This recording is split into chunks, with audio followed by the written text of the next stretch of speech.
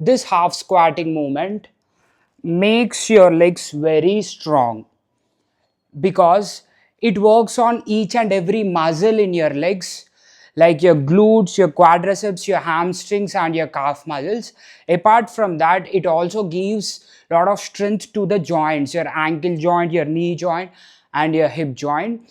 And not just for your legs, it is very good to improve your overall strength of your body because it is very fundamental movement, and it is also considered as a compound movement where not just one muscle, multiple muscles in the body are working. But there are two common problems most of the people face while doing this movement. So today we are going to address those two problems, and we are going to know what is the right way to do this particular movement so that you will not get those problems in the future or even while doing that movement. So the first problem is whenever they do this movement, they get knee pain, and at the same time they also get the lower back pain while performing this movement. Let's first address the knee pain thing.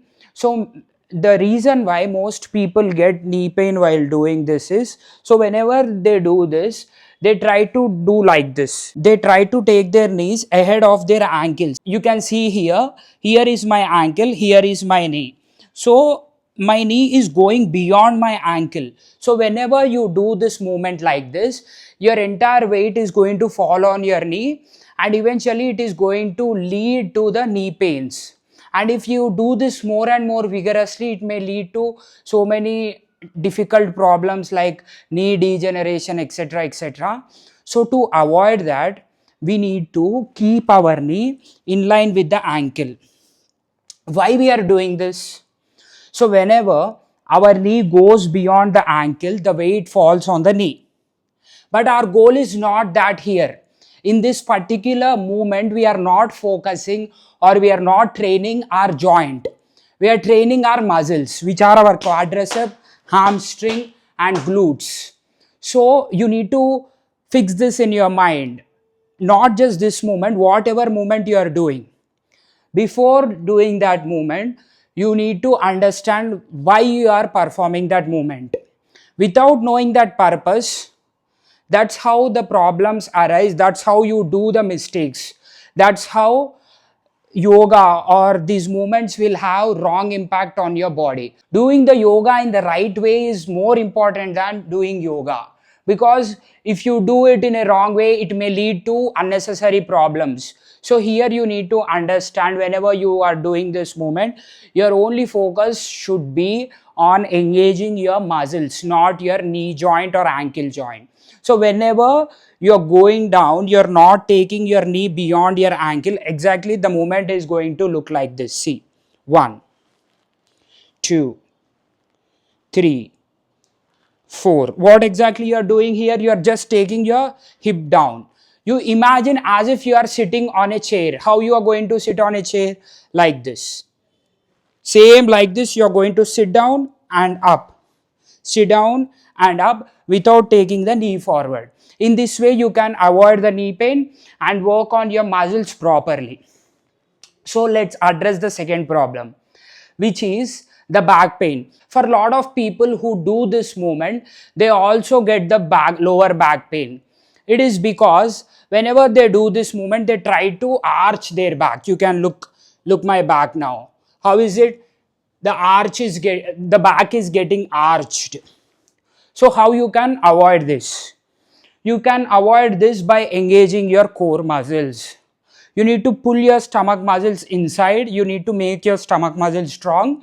Automatically, your spine gets straight. You can observe now. Now there is an arch because I am relaxing my stomach. Now there is no arch because I am engaging my stomach. So here engaging your core plays a very important role in your pain management. So whenever you do this movement, you need to remember these 2 points. One is taking your knee not beyond your ankle. The second is keeping your core tight and strong so that you can avoid these two pains. A lot of my students, a lot of my clients come to me and keep telling me that They don't want to do certain movements.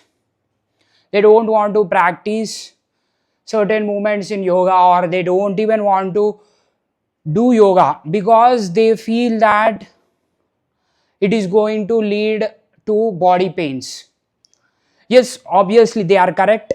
If you think in a such a way, even you are also correct. Because if you don't do it in the right way, you're going to have pains. You are going to get the pains. But if you do it in the right way, keeping your body anatomy in the mind step by step as we did this movement, then you are not going to get any pains. Moreover, you can also going to decrease the pains which have came from your lifestyle.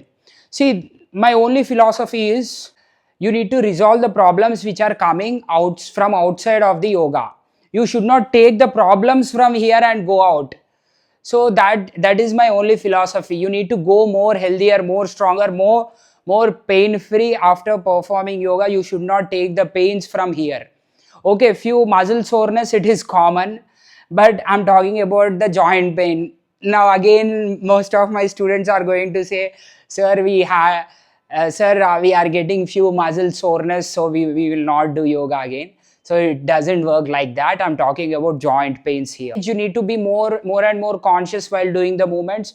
Don't think somewhere else and do the movement here. Be in this movement, do it properly, so you are going to get benefit out of it, full benefit out of it. So that's it for today, guys. Let's meet again in the next video with another beautiful topic. Let me know your thoughts in the comment section so that I will understand what you're looking for, what do you want to learn more in the coming days. Thank you. See you.